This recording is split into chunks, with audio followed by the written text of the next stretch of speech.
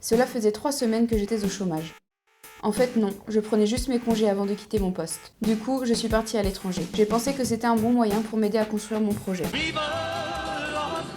En fait non, en revenant, je me suis dit, j'ai tout le temps que je veux pour créer mon projet. J'en ai donc profité pour faire des choses que je n'ai jamais pu faire avant. Puis j'ai pris mon téléphone pour voir mes potes. Ouais, salut, ça va? Tu fais quoi de beau aujourd'hui? Et j'avais oublié qu'ils travaillaient, eux. Ah oui, tu travailles. Et quand je les voyais le week-end, ils me sortaient des phrases du style Ça va la chômeuse? T'as la belle vie? « Non, je vais entreprendre. Ah bon, mais tu cherches pas du boulot? Non, je vais entreprendre.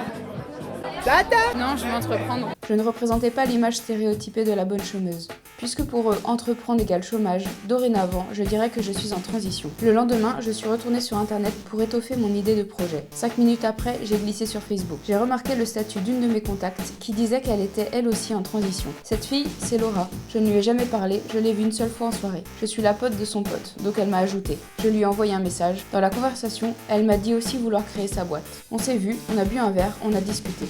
Puis, la conversation a dérapé. Elle s'est mise à utiliser des mots que je n'avais jamais entendus, comme grosse hacking, couveuse, pépinière.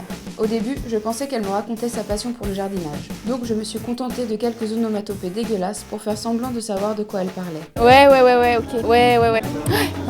Le lendemain, je suis allée au Pôle emploi. Pôle emploi?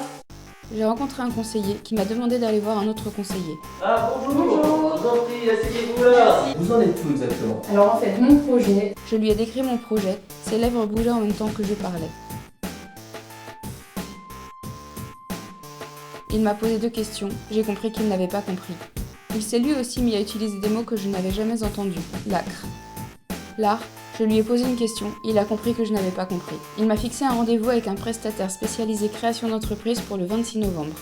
On était le 20 septembre. Vous allez pouvoir avoir un rendez-vous prochainement, c'est le 26 novembre, dans 2 mois. Oh, on peut pas rêver mieux. Voyant ma tête, il m'a inscrite à une formation Pôle emploi sur l'entrepreneuriat pour dans 3 semaines. Voyant à nouveau ma tête, il m'a conseillé de me rendre absolument au salon SME qui a lieu du 4 au 6 octobre.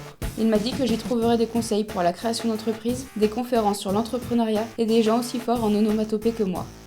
À la fin du rendez-vous, il tape entrée sur son clavier et me dit « Vous êtes officiellement chômeuse. Mes félicitations. Non, je vais entreprendre.